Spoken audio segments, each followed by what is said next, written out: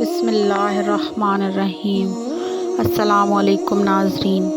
جب اس سرزمین پہ اللہ کے ولی امام علی علیہ السلام کی آمد کا وقت قریب آیا تو تاریخ گواہ ہے 30 عام الفیل 11 رجب کو امام علی علیہ السلام کی والدہ بی بی فاطمہ بنت اسد خانہ کعبہ کے قریب آتی ہیں اور دیوار کعبہ پہ ہاتھ رکھ کے کہتی ہیں کہ اے اللہ اپنے ولی کا ظہور فرما۔ تو بس دیوار کعبہ کا ٹوٹنا تھا اور امام علی علیہ السلام کی والدہ کا اندر داخل ہونا تھا۔ یہ منظر حضرت عباس ابن عبد المطلب دور سے دیکھ رہے تھے۔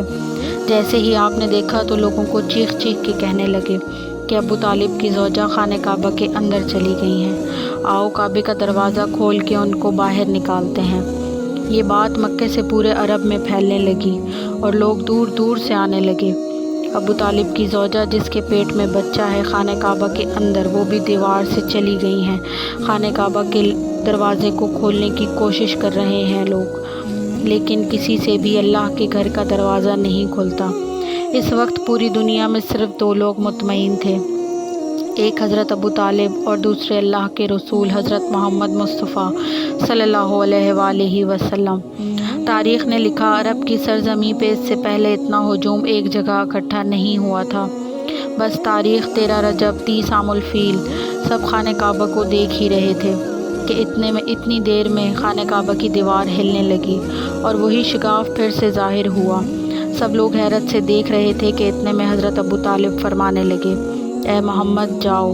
اللہ کے رسول اپنے مبارک قدموں سے خانہ کعبہ کے اندر جیسے ہی پہنچے تو دیکھا ایک نورانی بچے کے نور سے پورا خانہ کعبہ چمک رہا ہے۔ آپ نے دیکھا کہ امام علی علیہ السلام کی والدہ پریشان ہیں۔ آپ نے فرمایا، اے میری ماں آپ غمزدہ کیوں ہیں؟ تو بی بی فاطمہ بنت اسد فرمانے لگی، اے میرے بیٹے محمد، اللہ نے جیسے ہی اس بچے کا ظہور کیا تب سے نہ یہ بچہ روتا ہے نہ دودھ پیتا ہے۔ اللہ کے رسول نے مسکرا کے جیسے ہی بچے کو گود میں اٹھایا تو وہ بچہ مسکرا کے اپنی آنکھیں کھولنے لگا۔ اللہ کے رسول نے اپنی زبان امام علی علیہ السلام کے منہ میں دی اور امام علی علیہ السلام رسول اللہ کی زبان کو چوسنے لگے۔ پھر جیسے ہی رسول اللہ اپنی گود میں امام علی علیہ السلام کو لے کے باہر آتے ہیں تو سارا عرب اس بچے کے نور اور فضیلت کو دیکھ کے جھومنا شروع ہو جاتا ہے اور لوگ پوچھتے ہیں اور آپس میں کہنے لگتے ہیں کہ اس کا کیا نام رکھیں۔ اتنے میں اللہ کے رسول فرماتے ہیں، اے لوگوں، اس طرح سے آج سے پہلے کسی بچے کی ولادت نہیں ہوئی۔ اس بچے کی ولادت اعلیٰ ہے، افضل ہے، اور اللہ کی مرضی یہ ہے کہ اس بچے کا نام علی رکھا جائے، یعنی وہ بلندی جس بلندی پہ کوئی نہ پہنچ سکے۔ بس فضا میں علی علی کی فضائیں بلند ہونے لگی۔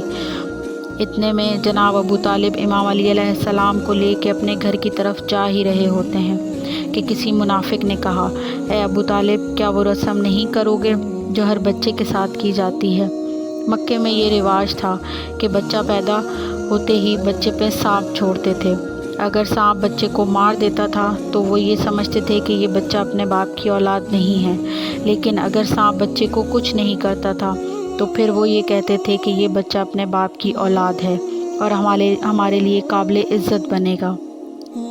حضرت ابو طالب نے اللہ کے رسول کو دیکھا، امام علی علیہ السلام کو دیکھا اور ایک جگہ امام علی علیہ السلام کو رکھ کے کہنے لگے، لاؤ اس سانپ کو جس پہ تم فخر کرتے ہو۔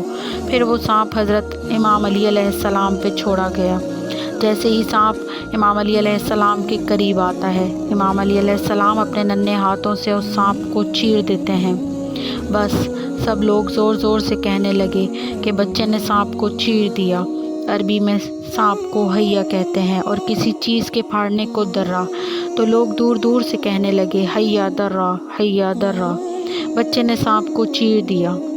اور یہ آواز فضا میں گونج گونج کے یوں معلوم ہونے لگی کہ جیسے کوئی کہہ رہا ہو، حیدر حیدر۔ اس کو سن کے آپ کی والدہ بی بی فاطمہ بنت اسد آسمان کی طرف دیکھ کے کہنے لگی کہ یہ میرا بچہ حیدر ہے، وہ شیر جو سانپ کو چیر کے 2 ٹکڑوں میں کر دے۔ سلام ہو اللہ کے ولی امام علی علیہ السلام پر، ان کی شجاعت پر، ان کی سخاوت پر، ان کی امامت پر، اور ہر اس شخص پہ جو امام علی علیہ السلام کی فضیلت سن کے خوش ہوتا ہے۔ اللہم صلی علی محمد وآل محمد وعجل فرجہم۔